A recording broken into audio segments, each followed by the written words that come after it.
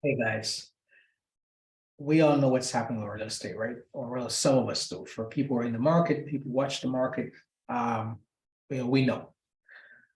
Basically, interest rates have changed, they've gone up. I mean, higher than during the pandemic, of course. And what people understand is basically rates were never really this low, at least not for a long, long time. But we just got into this like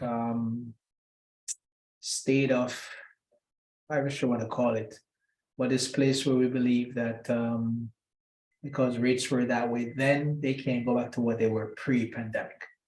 The pandemic was an anomaly, right? It was definitely an anomaly, and people would be wise, would be cautioned to not get into that sense of, false sense of reality, if you will.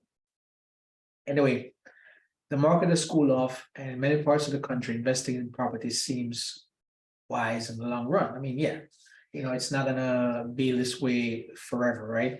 At some point in time, people have to start coming out of the woodwork, and people have to get readjusted, get reacclimated to rates being the way they are. The taxes, though, will continue to be a big concern, and owning real estate in a C Corp may just not be the wisest thing to do. Okay, why? Because it puts you at risk of being double taxed. Okay, and this means if you sell the property and make a profit, the gain may be subject to taxation twice, once at the corporate level and again at the shareholder level when the corporation pays out profits to shareholders as dividends. The Tax Cuts on the Tax Cuts on Jobs Act reduced the double taxation threat, but with our current federal debt, we actually face the risk of lawmakers hiking of corporate rates and possibly taxing dividends at higher than ordinary income tax rates. To avoid this threat, I'd usually recommend using a single member LLC or a revocable trust to hold real estate or real property. I disregard the entity or disregard the single member LLC delivers super simple tax treatment combined with corporate like liability protection, while a revocable trust can avoid probate and save time and money.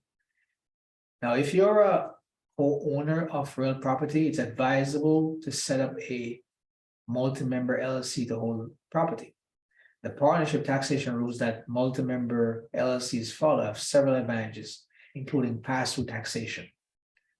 In conclusion, holding real property in a C Corp can expose you to the risk of double taxation, and I don't recommend it. Instead, consider a single member LLC, revocable trust, or multi-member LLC, depending on your situation. Guys, that's it for me today. If you have any questions, feel free to, shoot me an email, give me a call, but do me a huge favor. Please like, share, and subscribe to this video to get more content like this. Before I go, again, I'm hosting a webinar on April 1st at 7 p.m. It's titled How to Protect Yourself from the IRS and Resolve Your Tax Debts.